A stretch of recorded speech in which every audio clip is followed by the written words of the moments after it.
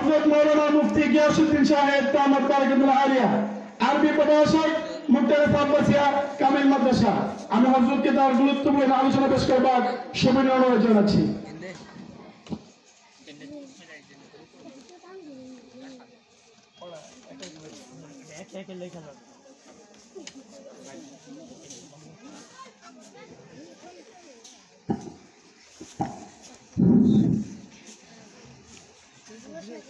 আসসালামু আলাইকুম ওয়া রাহমাতুল্লাহি ওয়া বারাকাতুহু। সম্মানিত মা বোনেরা, আপনারা ভালোই আছেন না? আমরা সকলে বলি আলহামদুলিল্লাহ, হামদান কাসীরান তাইয়িবান মুবারাকান ফি। আল্লাহুম্মা লাকাল হামদ কামা ইয়ানবাগি লাক লিজালালি ওয়াজহিক ওয়া বিসুলতানিক। লাকাল হামদু বিল ঈমান, লাকাল হামদু বিল কুরআন, লাকাল হামদু বিল ইসলাম। আলহামদুলিল্লাহ, আলহামদুলিল্লাহ, আলহামদুলিল্লাহ নাহমাদুহু ওয়া নাস্তাঈনুহু ওয়া নাস্তাগফিরুহু ওয়া নু'মিনু বিহি ওয়া নাতাওয়াক্কালু আলাইহি ওয়া নাউযু বিল্লাহি মিন শুরুরি আনফুসিনা ওয়া মিন সাইয়্যাতি আমালিনা। মান ইয়াহদিহিল্লাহু ফালা মুদিল্লা লাহু ওয়া মান ইউদ্লিলহু ফালা হাদিয়া লাহু। ওয়া নাশহাদু আন লা ইলাহা ইল্লাল্লাহু ওয়াহদাহু লা শারীকা লাহু ওয়া আশহাদু আন্না মুহাম্মাদান আবদুহু ওয়া রাসূলুহু আরসালাহু বিল হাক্কি বাশীরান ওয়া নাযীরা ওয়া দা'iয়ান ইলাল্লাহি বিইذনিহি ওয়া সিরাজান ওয়া কামারান মুনীরা। ফাকাদ কারা আল্লাহু তাবারাকা ওয়া তাআলা ফি কালামিহিল মাজিদ ওয়া ফি ফুরকানিল হামিদ। আউযু বিল্লাহি মিনাশ শাইতানির রাজীম। বিসমিল্লাহির রাহমানির রাহিম। ইয়া আইয়ুহান নাসু ইত্তাকু রাব্বাকুমুল্লাযী খালাকাকুম মিন নাফসিন ওয়াহিদাতিন ওয়া খালাকা মিনহা যাওজাহা ওয়া বাত্তা মিনহুমা রিজালান কাসীরান ওয়া নিসা। ওয়াত্তাকুল্লাহা আল্লাযী তাসাআলুনা বিহি ওয়াল আরহাম। ইন্নাল্লাহা আলাইকুম রাকীবা।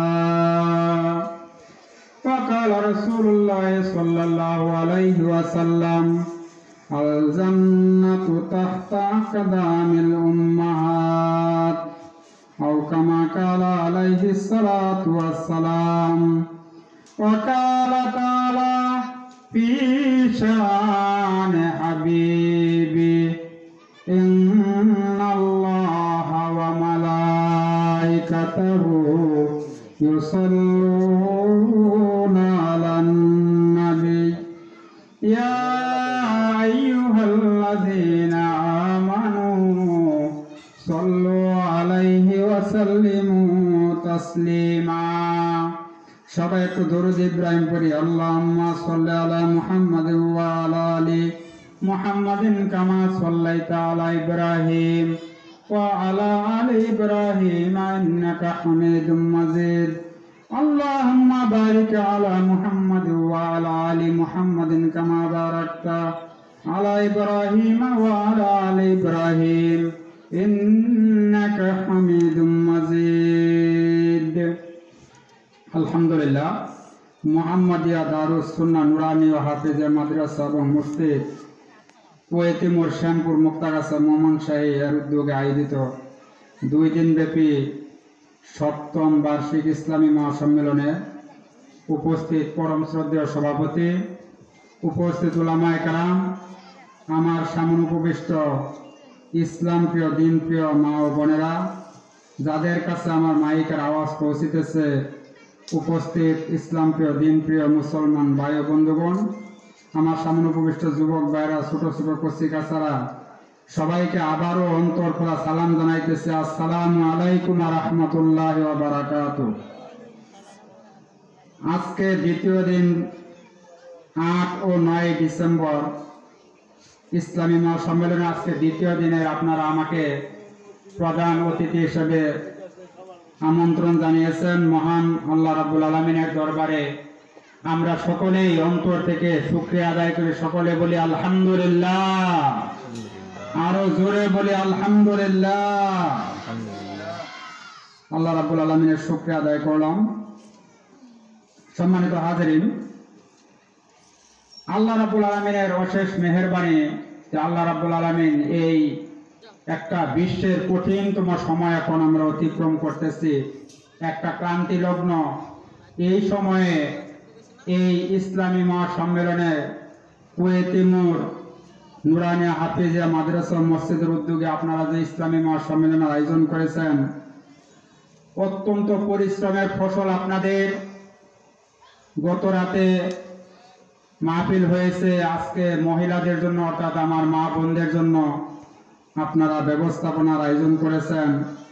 এটা আপনাদেরকে আমি সর্বপ্রথম ধন্যবাদ ও মুবারকবাদ জানাচ্ছি।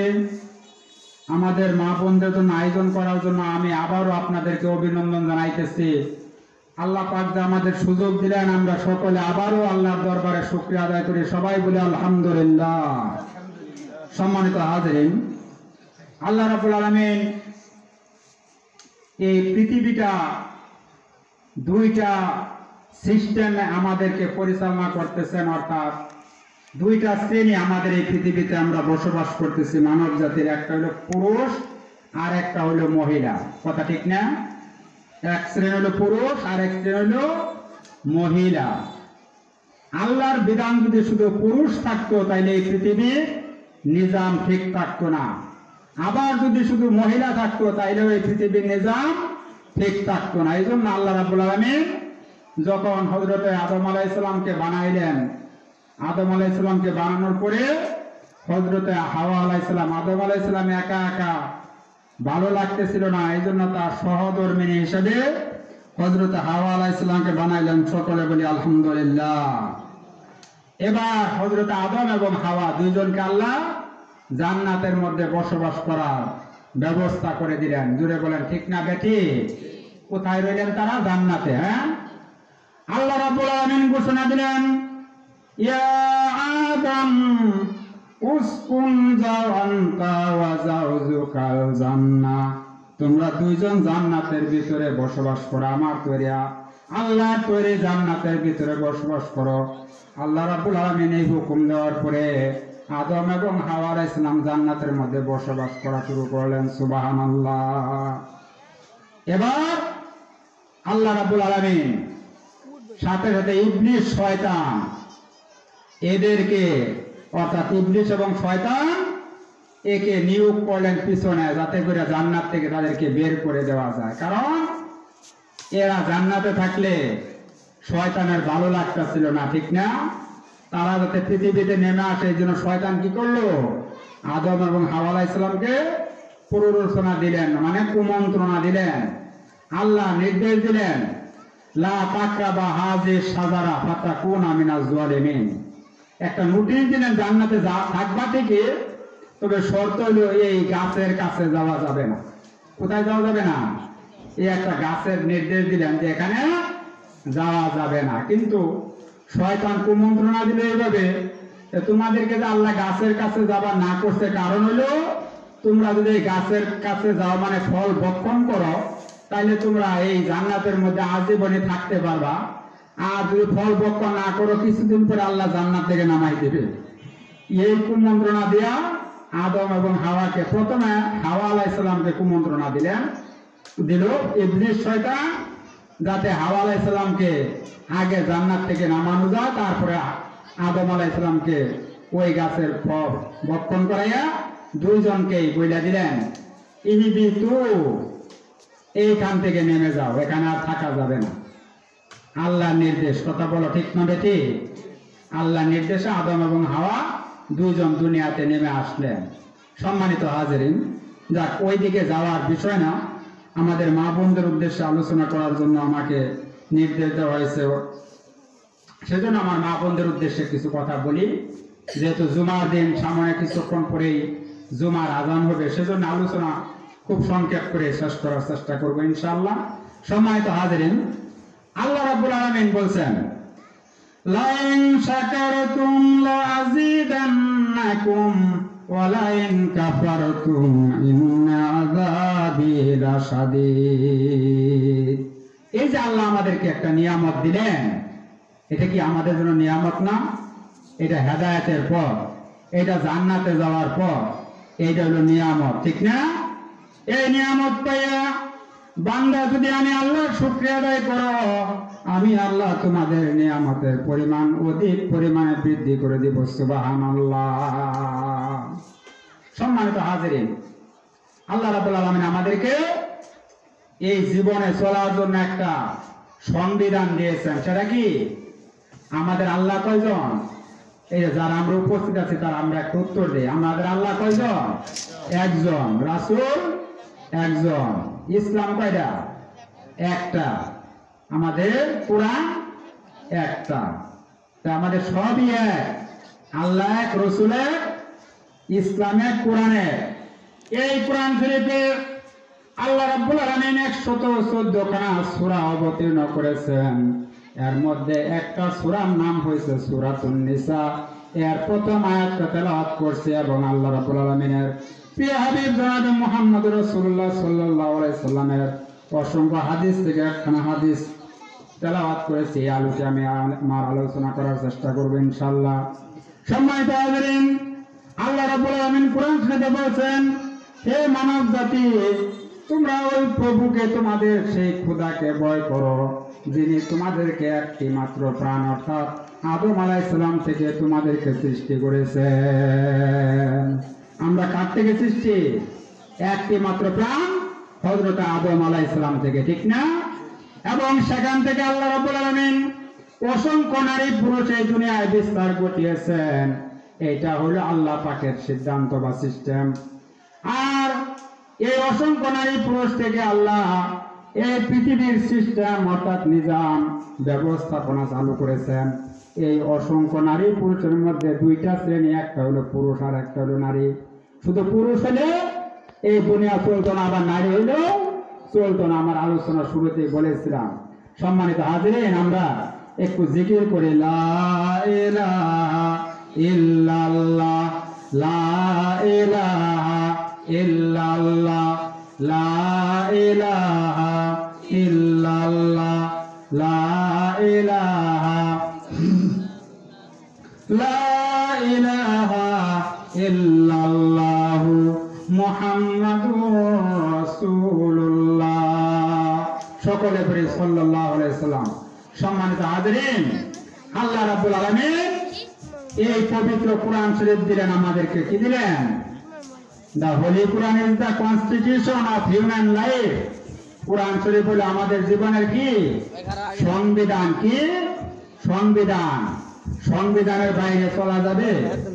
আমাদের রাষ্ট্রীয় ব্যবস্থাপনার একটা সংবিধান আছে না? এই সংবিধানের বাইরে যদি কেউ চলে, তাহলে গভর্নমেন্ট তাকে কি করবো? আদর করে খাওয়াইবো না জেলখানাত নেব? জেলখানাত নেবে। আমাদের সেই সংবিধান হলো কোরআন শরীফ। এই কোরআন শরীফের ভিতরে আল্লাহ রাব্বুল আলামিন 114 খানা সূরা নাযিল করছেন।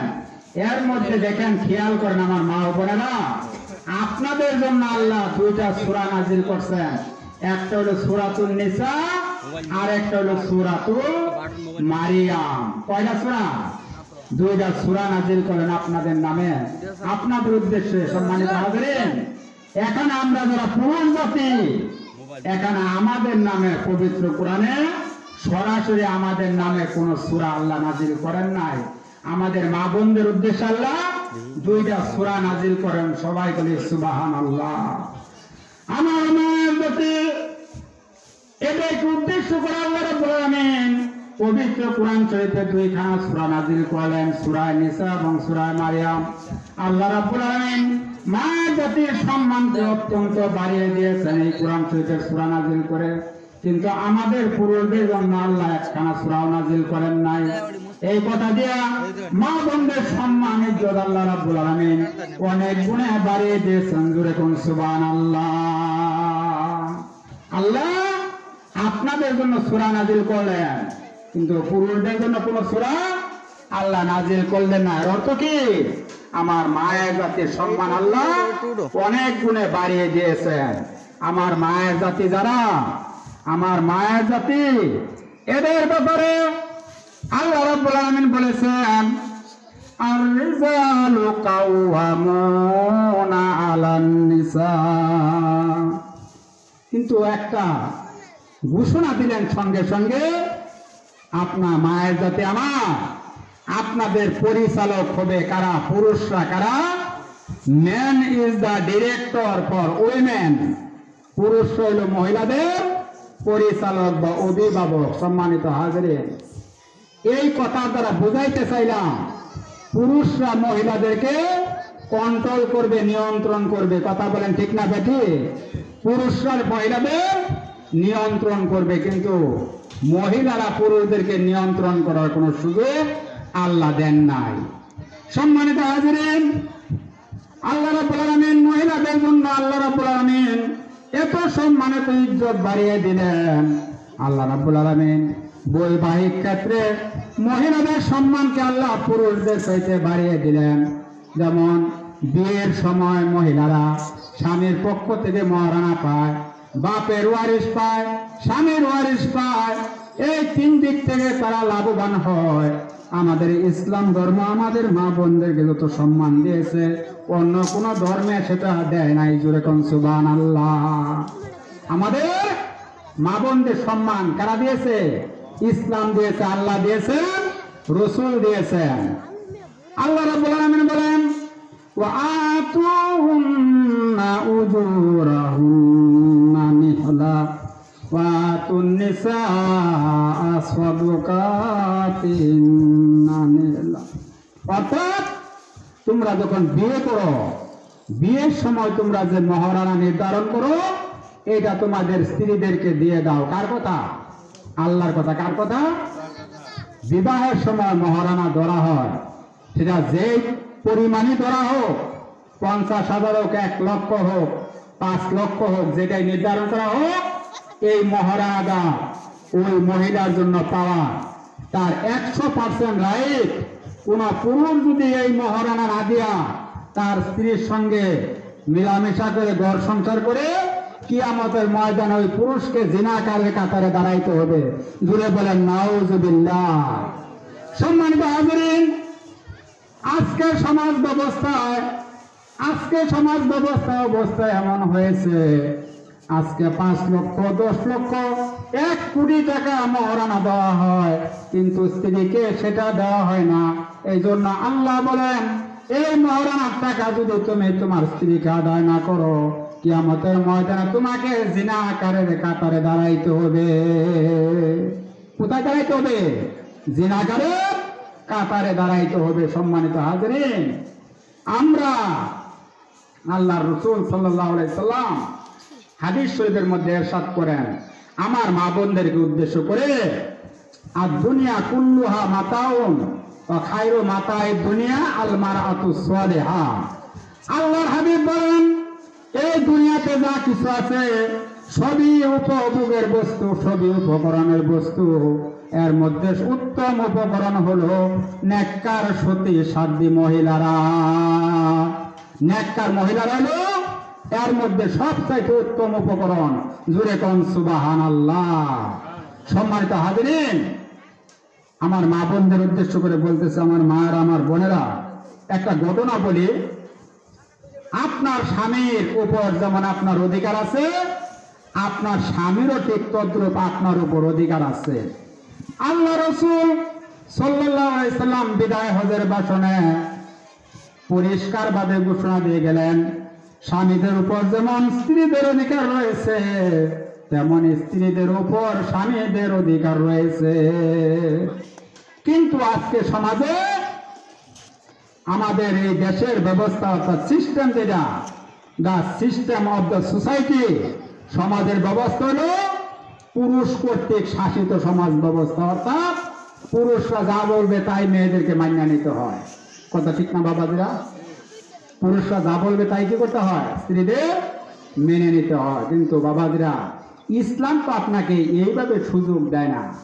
আমাদের বাবাজিরা একটু ছাড় দেওয়ার মন মানসিকতা সৃষ্টি করতে হবে। কি করতে হবে? ছাড় দেওয়া। আপনার স্ত্রী আপনার জন্য কত খেদমত করছেন, কত ভালো কাজ করছেন আপনার জীবনে। একদিন একটু অপরাধ কইরা বসছে, আপনার মেজাজ স্টর্ম হয়ে গেছে, গরম হয়ে গেছে। আপনার স্ত্রীকে কথায় কথায় 1 তালাক 2 তালাক 5 তালাক দিয়ে দেন। এটা কি খেলা পাইছেন? ফুটবল খেলা? আপনি কথায় কথায় স্ত্রীকে তালাক দিবেন? আপনাকে কি ইসলাম এই অধিকার দিচ্ছে? আল্লাহ রাব্বুল আলামিন বলেন, যখন তোমরা তোমাদের স্ত্রীরা দেখবা তোমাদের কথার অবাধ্য হয়, ওয়াইন কিফতুম শিকাকা বাইনিমা ফাবাসু হাকামাম মিন আহলিহি ওয়া হাকামাম মিন আহলিহা। অর্থাৎ তোমাদের স্ত্রীরা যদি তোমাদের কথার অবাধ্য হয়, অর্থাৎ অবাধ্য হতে চায়, এর আগে আল্লাহ আবার সুন্দর করে বুঝাই দিচ্ছেন। প্রথম তোমাদের স্ত্রীরা যদি তোমাদের কথা না মানে, ফাইজুহুন্না, কার কথা? আল্লাহর কথা। কার কথা? তোমাদের স্ত্রীরা যদি তোমাদের কথা না শুনে, প্রথম কি করবা? তাদেরকে গিভিং অ্যাডভাইস, উপদেশ দেবা, ভালো উপদেশ। তোমার কথা যাতে মেনে চলে, এইভাবে তোমাদের স্ত্রীদেরকে উপদেশ দিবা। ওয়াজুহুন্না ফিল মাদাজি, যদি তোমাদের উপদেশে কাজ না হয়, তাহলে তোমরা তোমাদের স্ত্রীদেরকে তোমাদের বিছানা থেকে আলাদা করে দিবা। 1 নম্বর হলো, তোমাদের কথা না মানলে প্রথম উপদেশ দিতে হবে। প্রথমে আমরা তো উপদেশ না দেয়া, যাও তোমাকে 1 তালাক 2 তালাক 3 তালাক, তোমার গর্ভবতী তালাক দিয়ে দিলাম। গর্ভবতী তালাক দিয়ে দেয়, ঠিক না বাবাজিরা? ঠিক না? গর্ভবতী তালাক দিয়ে দেয়। ইসলাম কি তোমাকে অধিকার দিছে? তোমার উপর যেমন স্ত্রীর অধিকার আছে, স্ত্রীরও তোমার উপর ঠিক তদ্রূপ অধিকার আছে। জোরে কোন সুবহানাল্লাহ। আল্লাহ রাব্বুল আলামিন বলেন, ফাইজুহুন্না, তোমরা তোমাদের স্ত্রীদেরকে সদুপদেশ দাও। এতে যদি কাজ না হয়, ওয়াহজুরুহুন্না ফিল মাদাজিয়া, তাহলে তোমাদের স্ত্রীদেরকে তোমরা প্রয়োজনে বিছানা আলাদা করে দাও। অর্থাৎ তোমাদের বিছানা এবং স্ত্রীদের বিছানা পৃথক করে দাও। ওয়াজুরুহুন্না ফিল মাদাজি ওয়াজরিবুহুন্না, 3 নম্বরে গিয়ে আল্লাহ বলছেন, তাতেও যদি কাজ না হয়, তোমাদের স্ত্রীদেরকে তোমরা মৃদু প্রহার করো, মানে সামান্য আঘাত করো, মানে সামান্য মৃদু প্রহার করার কথা বলা হয়েছে। সম্মানিত হাজিরিন, অত্যন্ত দুঃখের সাথে বলতে হয়, আমাদের পুরুষরা আমাদের স্ত্রীদের উপরে এমন আঘাত করে, এমন আক্রান্ত করে, আল্লাহর হাবিব হাদিস শরীফে বলছেন, যদি তোমাদের কথার অবাধ্য হয় স্ত্রীরা, তাহলে এমন ভাবে প্রহার করিও না, যাতে কারণ বশত এই স্ত্রী যদি তুমি তালাক দাও, অন্য জায়গায় যাতে এই স্ত্রীর আবার বিবাহ হওয়ার সুযোগ থাকে। কথা বলো ঠিক না বেঠি? আর তুমি যদি মাইরে, এমন মার দিছে, চাপা কাজ করে হালা যেতে এরা করে দিছে, দিয়া এমন অবস্থা করছে, তোমার স্ত্রীকে এভাবে মারার কথা আল্লাহর হাবিব বলেন নাই। এই জন্য বলেন নাই, কারণ বশত তোমার স্ত্রীকে যদি তুমি তালাক দাও, এর যাতে অন্য জায়গায় বিবাহ হইতে কোনো সমস্যা না হয়। এই জন্য আল্লাহর হাবিব এই চাপার মধ্যে অথবা এই গালের মধ্যে আঘাত করতে আল্লাহর হাবিব নিষেধ করেছেন। সুবহানাল্লাহ। আর আমরা মায়ের দিলে ওই জায়গাতে, যে জায়গাটা আল্লাহ এবং আল্লাহ রসুল নিষেধ করছেন। সম্মানিত হাজিরিন, এইভাবে আমাদের স্ত্রীদেরকে আঘাত করার জন্য আল্লাহ এবং রসুল অনুমতি দেন নাই। সম্মানিত হাজিরিন, আমরা এত রেগে যাই কেন? আমরা একটু মন মানসিকতা তৈরি করতে পারি না? আমরা একটু কথায় কথায় স্ত্রীদেরকে ছাইরা দেওয়ার সিদ্ধান্ত নেই, কিন্তু একটু ছাড় দেওয়ার মন মানসিকতা আমাদের হয় না। এত কঠিন হই কেন? একটু আমরা কথায় কথায় ছেড়ে দেই, ছেড়ে দেওয়ার পরিবর্তে আমরা একটু ছাড় দেওয়ার মন মানসিকতা তৈরি করতে পারি না। আমার স্ত্রী তো আমার জন্য অনেক ভালো কাজ করছে, যাকে একটু অপরাধ করছে আমি ক্ষমা করে দিলাম, এই মন মানসিকতা আমরা তৈরি করতে পারি না। সম্মানিত হাজরিন, উমর রাদিয়াল্লাহু তাআলা আনহুর শাসন আমলে আমার মায়ের আমার বোনেরা খেয়াল করে শুনেন, উমর রাদিয়াল্লাহু তাআলা আনহুর শাসন আমলে এক বাবা আসছে উমর রাদিয়াল্লাহু তাআলা আনহুর কাছে বিচার লইয়া, হুজুর আমার সন্তান তো আমার কথা শুনে না। কি করে না? আমার সন্তান আমার কথা শুনে না। উমর রাদিয়াল্লাহু তাআলা আনহু সন্তানটাকে, ছেলেটাকে ডাক দিলেন, এই ছেলে এইদিকে আসো। আসছে। এবার ছেলেটা বলতেছে, আমিরুল মুমিনিন, আপনার কাছে আমার প্রথম নিবেদন, আমার বাবা আমার বিরুদ্ধে বিচার দিচ্ছে, আমি নাকি আমার বাবার কথা শুনি না। আচ্ছা, আমার প্রশ্ন হলো, শুধু কি সন্তানের উপরই বাবার হক আছে, না পিতার উপরও সন্তানেরও কিছু হক আছে? সম্মানিত হাজরিন, হযরত ওমর রাদিয়াল্লাহু তাআলা বললেন, পিতার উপর যেমন সন্তানের হক আছে, তেমনি সন্তানের উপরও পিতার হক রয়েছে। হুজুর তাই যদি হয়, দেখেন ঘটনাটা কেমন। আল্লাহর হাবিব হাদিস শরীফে ইরশাদ করেন, যখন তোমরা নিকাহ করো মানে বিবাহ করো, আইয়াজাতিবাহু উম্মাহু, এক নাম্বার কথা হইলো, একটা পুরুষ যখন একটা মহিলাকে বিবাহ করবে তখন যেন একটা সুন্দর মহিলা অর্থাৎ দিনদার পরহেজগার আল্লাহওয়ালা মহিলাকে বিবাহ করে। এই হলো পুরুষের দায়িত্ব, ঠিক না? আল্লাহওয়ালা দিনদার পরহেজগার মুত্তাকি একজন মহিলা যেন বিবাহ করে। আমিরুল মুমিনিন, আমার পিতা বিবাহ করছে সিন্ধুর একজন বাদী, সিন্ধুর একজন বাদী বিবাহ করছে। তাইলে আমিরুল মুমিনিন, আল্লাহ রাসূল যে বলছেন আইয়াজতিবাহু উম্মাহু, বিবাহের ক্ষেত্রে পুরুষরা যাতে একজন নেককার মহিলা পছন্দ করে, সেই ক্ষেত্রে তো আমার পিতা সেই কাজটা করেন নাই, সে বিবাহ করছে সিন্ধুর একজন বাদী। কি সিন্ধুর বাদী? তাইলে আমার পিতা তো আমার মা পছন্দের ক্ষেত্রে কাজটা সঠিক করেন নাই। দুই নম্বর, আইয়ুহসিনা ইসমাহু, তাকে একটা সুন্দর আপনার সন্তান হওয়ার পরে, অর্থাৎ একটা সন্তান হওয়ার পরে পিতা মাতার দায়িত্ব হলো ওই সন্তানের জন্য একটা সুন্দর নাম রাখতে হবে। কি করতে হবে? একটা সুন্দর নাম রাখতে হবে। এটা হলো পিতা মাতার 2 নাম্বার হক। মা বোনেরা ভালো করে খেয়াল করে শুনেন, 2 নাম্বার হকের কথা বলছি। বাপ মায়ের দায়িত্ব হলো একটা সুন্দর নাম রাখতে হবে সন্তানের। কথা ঠিক না বেঠি? আল্লাহ রাসূল বলেছেন, আমিরুল মুমিনিন, আমার পিতা আমার নাম রাখছে হাফল। হাফল কি? আরবি শব্দ হাফল, বাংলা অর্থ বললে আপনারা বুঝবেন। হাফল শব্দের অর্থ হলো চামচিকা। চামচিকা, আপনারা চামচিকা চিনি না? আমার নাম রাখছে হাফল, চামচিকা। আমিরুল মুমিনিন, আমার বাবা মা তো অর্থাৎ আমার পিতা তো আমার নামটাও ভালো রাখে নাই। সম্মানিত মা বোনেরা, আপনাদের উদ্দেশ্যে বলতেছি, খেয়াল করে শুনুন। আল্লাহর হাবিব জনাবে মুহাম্মদ রাসূলুল্লাহ সাল্লাল্লাহু আলাইহি সাল্লাম হাদিস শরীফের মধ্যে ইরশাদ করেন, তুদআউনা ইয়াউমাল কিয়ামাতি বিআসমাইকুম ওয়া আসমাই আবাইকুম ফাসিনু আসমাআকুম। কিয়ামতের ময়দানে আল্লাহ রাব্বুল আলামিন তোমাদেরকে নাম ধরে ডাক দিবেন। কি ধরে? আল্লাহ নাম দিবেন। বিচারের জন্য যখন হাজির করা হবে, আল্লাহ আমাদেরকে কি করবেন?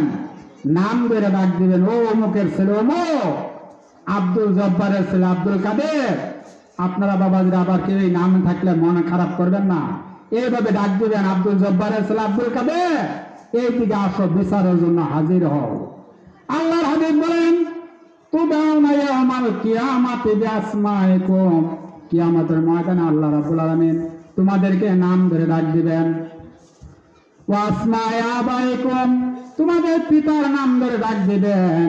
ফাসিনু আসমাকুম, অতএব তোমরা যখন তোমাদের সন্তানদের নাম রাখো, একটা সুন্দর নাম তোমরা পছন্দ করিও। সুবহানাল্লাহ। কার কথা? বিশ্বনবীর কথা।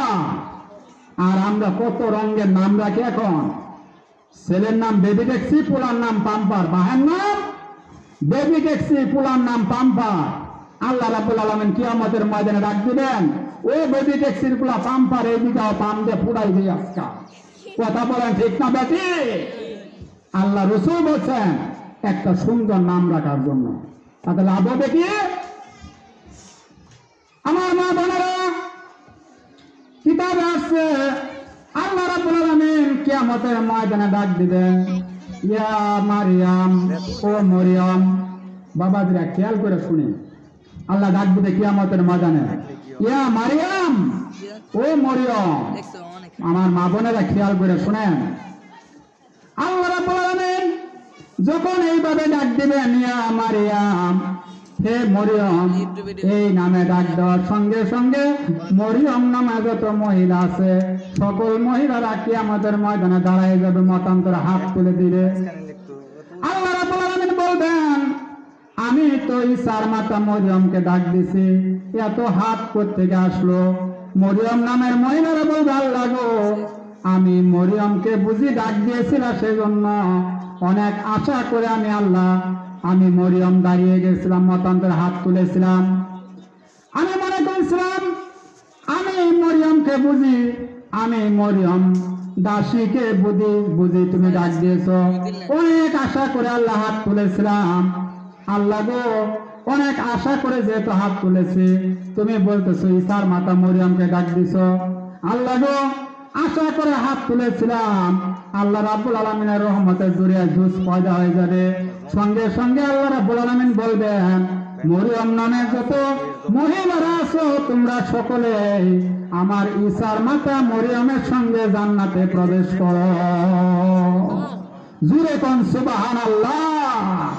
সম্মানিত হাজিরিন, একটা ভালো নাম রাখলে কত উপকার হয়।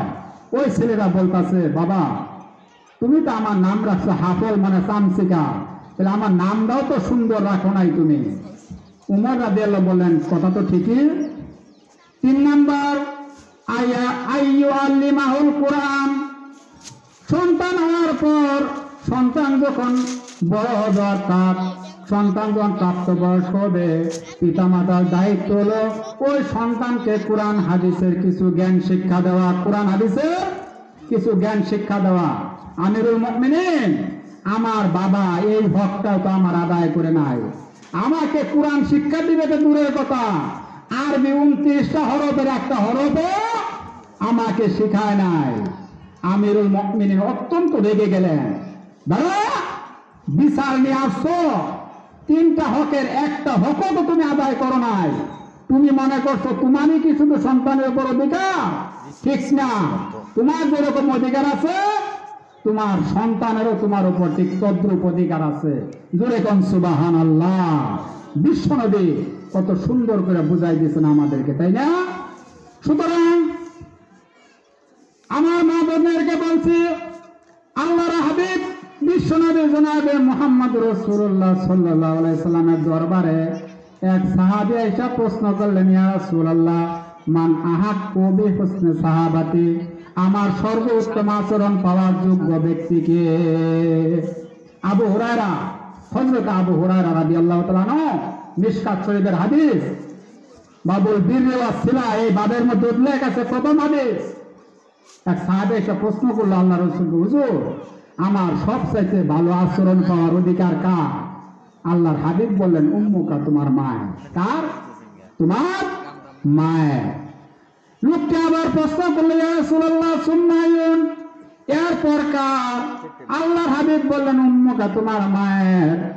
লোকটি আবার প্রশ্ন করলো, সুম্মায়ু, এরপর কে? আল্লাহর হাবিব বললেন, তোমার মা। চতুর্থবার গিয়া বললেন, তোমার পিতা। বাকা, তোমার পিতা। 3বার মায়ের কথা বললেন রাসূল, একবার বাবার কথা বললেন। মায়ের হক পিতার চাইতে কয় গুণ বেশি হইল? 3 গুণ। 3 গুণ বেশি। তোমার মায়ের মর্যাদা আল্লাহ 3 গুণ বাড়িয়ে দিয়েছেন। জোরে কোন সুবহানাল্লাহ। মুহাদ্দিসিনে কেরাম বলেন, আমরা ছিলাম কার্পেটে। কার্পেটে ছিলাম, মায়ের পেটে না। আমার মায়েদের ধৈর্য আল্লাহ এত বেশি দিছেন। আর পুরুষদের মেজাজ এমন, দুনিয়ার সিস্টেম অনুযায়ী সন্তান ধারণ করে মায়ের পেটে, ঠিক না? আমি মাঝে মাঝে বক্তব্যে বলি, আমার মায়ের, আমার বোনেরা, পৃথিবীর সিস্টেমে যদি এটা থাকতো যে একটা বহন করবে মা আর একটা বাহের, একবার সন্তান যদি মায়ের পেটে থাকে আর একটা থাকবে পিতার পেটে, যদি এই সিস্টেম থাকতো, পিতার মানে গর্ভ থেকে সন্তান দুনিয়াতে হওয়ার পরে বাহে একটা সন্তান বাঁচাতে ঠেক্কাম মেরা পড়তো, প্যাডের মধ্যে এরকম কুতু কুতু করছো কেন? আমার মা আর আমার বোনেরা, আজকে সন্তান হওয়ার পরে যখন মুহাদ্দিসিনে কেরাম বলেন আল্লাহর হাবিব কেন মায়ের কথা 3 বার বললেন, এর কারণ হলো আমরা ছিলাম মায়ের পেটের ভিতরে। কোথায় ছিলাম? মায়ের পেটে। একটু জিকির করি, লা ইলাহা ইল্লাল্লাহ, সবাই পড়ে, লা ইলাহা ইল্লাল্লাহ, লা ইলাহা ইল্লাল্লাহ, লা ইলাহা, লা ইলাহা ইল্লাল্লাহ মুহাম্মাদুর রাসূলুল্লাহ। সকলে পড়ি সাল্লাল্লাহু আলাইহি ওয়াসাল্লাম। সম্মানিত হাজিরিন, মায়ের কথা আল্লাহর হাবিব 3 বার এই জন্য বললেন, আমরা ছিলাম মায়ের পেটে। 2 নাম্বার কারণ হলো যখন আমরা দুনিয়ার মধ্যে আসছি, অর্থাৎ মায়ের পেট থেকে দুনিয়া আসছি, তখন মা কষ্ট করে আমাদেরকে দুনিয়ায় পাঠাইছেন। কথা ঠিক না বেঠে? মা অত্যন্ত কষ্ট করে আমাদেরকে দুনিয়ায় পাঠাইছেন। আল্লাহ কুরআন শরীফে বলছেন, সুম্মা নুখরিজুকুম মিন তিফলা, তোমাদেরকে মায়ের পেট থেকে আমি আস্তে করে বের করে এনেছি। জোরে বলুন সুবহানাল্লাহ। আমরা যখন দুনিয়া আসি, মা জিহাদের ময়দানের মতো রক্তাক্ত হয়ে গেলেন, মা বেহুশ হয়ে মাটিতে পড়ে গেলেন। এই কারণে আল্লাহর হাবিব 2 নম্বরে বলছেন মায়ের কথা, আর 3 নাম্বার আমরা মায়ের দুধ পান করে বড় হয়েছি। কার দুধ পান করছি আমরা? বাহের না মায়ের? মায়ের। এই 3টা কারণে মুহাদ্দিসিনে কেরাম বলছেন আল্লাহর হাবিব মায়ের কথা বলছেন 3 বার, বাপের কথা বলছেন 1 বার। সম্মানিত হাজিরিন, এই জন্য মায়ের হক বেশি। আল্লাহ মাকে স্বর্ণ পদক দিলেন উপহার। কি দিলেন? স্বর্ণ পদক। রৌপ্য পদক দিলেন মাকে 2 নম্বরে, রৌপ্য পদক। 3 নম্বরে ব্রোঞ্জ পদক দিলেন মাকে। 3টা পুরস্কার আমাদের দেশে খেলাধুলার সিস্টেমে দেওয়া হয়, স্বর্ণ পদক, রৌপ্য পদক, ব্রোঞ্জ পদক, ঠিক না? আর সম্মানিত হাজিরিন, মা বোনেরা, বাবাকে দিলেন একটা সান্ত্বনা পুরস্কার। জোরে কোন সুবহানাল্লাহ। এই জন্য বাবার কথা বলছে আল্লাহ রাসূল 4 নম্বরে গিয়া সুবহানাল্লাহ। আমার মা বোনেরা, ইয়ামেন থেকে একজন সাহাবী আল্লাহ রাসূলের দরবারে আয়েশা বললেন, ইয়া রাসূলুল্লাহ, আমার মা বৃদ্ধা হয়ে গেছে, হাঁটতে পারে না, চলতে পারে না, সুয়ারের উপর বসে থাকতে পারে না। আমি আমার মাকে কাঁধে করিয়া সাফা মারোয়া এর মধ্যে প্রদক্ষিণ করেছি, উকুফে আরাফা করেছি, বাইতুল্লাহ শরীফ তওয়াফ করেছি, হজের যত আনুষ্ঠানিকতা আছে সব কিছু আমি সম্পন্ন করেছি। ইয়া রাসূলুল্লাহ, আমি কি আমার মায়ের হক আদায় করতে পারছি কিনা? আমি কি হুজুর আমার মায়ের হক আদায় করা পাইছি? আমার মা বৃদ্ধা মানুষ, চলতে পারে না, ফিরতে পারে না, আমি আমার মাকে কাঁধে করে এই হজের কাজগুলি করছি, হুজুর আমি কি আমার মায়ের হক আদায় করতে পারছি? আল্লাহর হাবিব বললেন, সাহাবী শোনো, তুমি যখন ছোট ছিলা, তোমার মা তোমাকে যে দুধ পান করিয়েছেন, তুমি যে কথা বললা, তুমি অবশ্যই তোমার মায়ের হক আদায় করতে পারো না। হুজুর কিভাবে? তোমার মা তোমার ছোটবেলা যখন তোমাকে দুধ পান করিয়েছিলেন, তুমি তোমার মায়ের যে দুধ পান করেছো, 1 ফোঁটা দুধের দাম তুমি দিতে পারো না। জোরে কোন সুবহানাল্লাহ। তোমার গায়ের চামড়া দিয়া যদি তুমি তোমার মা বাবার জুতা বানিয়ে দাও, তথাপি তোমার বাবা মার ঋণ পরিশোধ করা তোমার দ্বারা সম্ভব না। আল্লাহ হাবিব হাদিসে, বুখারী এবং মুসলিম শরীফের হাদিস আছে, হুমা জান্নাতুকা ওয়া নারুকা, বাপ মা তোমার জান্নাত এবং তোমার জাহান্নাম। খেদমত করলে আল্লাহ জান্নাতে যাবে, খেদমত না করলে জাহান্নামে যাবে। বাবাজিরা কথা ঠিক না বেঠে? আল্লাহ রসুলের কথা, খেদমত করলে আল্লাহ জান্নাত পাবে, খেদমত না করলে জাহান্নামে যাবে। বাবাজিরা, আমার মা বোনেরা, আজকে অত্যন্ত দুঃখের সাথে বলতে হয়, আজকের এই সমাজ ব্যবস্থার মধ্যে আমাদের বাবা মার অবস্থা এমন, বাপ মা যখন বৃদ্ধা হয়ে যায়, সন্তান নিয়ে ওই যে গাজীপুরের একটা বৃদ্ধাশ্রম আছে বাবাজিরা, ঠিক না, ওইখানে নিয়ে বাপ মাকে রেখে আসে। জুড়ে কোন নাউজুবিল্লাহ। সন্তান ঢাকা শহরের 10 তলা 20 তলা ফ্ল্যাটে থাকে, আর বাপ মা ওই গাজীপুরের বৃদ্ধাশ্রমে। নাউজুবিল্লাহ, নাউজুবিল্লাহ। আমার মারা বোনেরা শুনেন, আল্লাহর হাবিব হাদিসে ইরশাদ করেন, সন্তান যখন মায়ের পেটে থাকে, মা ঠিক মতো খাইতে পারে না, খাবার বসছে, সন্তান হাঁটু দিয়ে মায়ের পেটে গুতা মারছে, লাঠি মারছে, ঘুষি মারছে। আল্লাহর হাবিব বলেন, মা যে সন্তান পেটে থাকার কারণে খাইতে পারল না, এই সন্তানকে 10 মাস 10 দিন সন্তানকে গর্ভধারণ করলো, এই 10 মাস 10 দিন নফল রোজা রাখলে যে সওয়াব পাইতো, আল্লাহ রাব্বুল আলামিন মায়ের আমল নামায় সেই সওয়াব লিখে দেন। সুবহানাল্লাহ। সন্তান গর্ভে থাকার কারণে মা ঠিক মতো ঘুমাইতে পারে না, ঠিক মতো আরাম করতে পারে না, ঘুমাইতে পারে না। আল্লাহর হাবিব বলেন, এই সন্তান পেটে থাকার কারণে মা যে ঘুমাইতে পারলো না, 10 মাস 10 দিন নফল ইবাদত করলে, রাত্রিবেলা নফল নামাজ পড়লে যে সওয়াব হইতো, সন্তান পেটে থাকার কারণে 10 মাস 10 দিন নফল নামাজ পড়লে যে সওয়াব হতো, আল্লাহ রাব্বুল আলামিন মায়ের আমল নামায় সেই সওয়াব লিখে দেন। সুবহানাল্লাহ, সুবহানাল্লাহ। আমার মায়ের, আমার বোনেরা, আপনাদের সম্মান দিয়েছে ইসলাম। আপনাদের সম্মান দিয়েছে কে? ইসলাম। আমার মায়েরা বোনেরা, খেয়াল করে শুনেন, হযরত আলী রাদিয়াল্লাহু তাআলা আনহুর নাম শুনছেন আপনারা? আল্লাহ রসুলের সাহাবী হযরতে আলী রাদিয়াল্লাহু তাআলা আনহু, তার স্ত্রী খাতুনে জান্নাত হযরতে ফাতিমা রাদিয়াল্লাহু তাআলা আনহা। মায়েরা বোনেরা, খেয়াল করে শুনেন, আমার পূর্বের বক্তা সাদিকুর রহমান রাজি সাহেব অত্যন্ত সুন্দর আলোচনা করছেন। আমি তার কথাগুলি, আলোচনাটা সুন্দর মনোযোগ দিয়ে শুনলাম।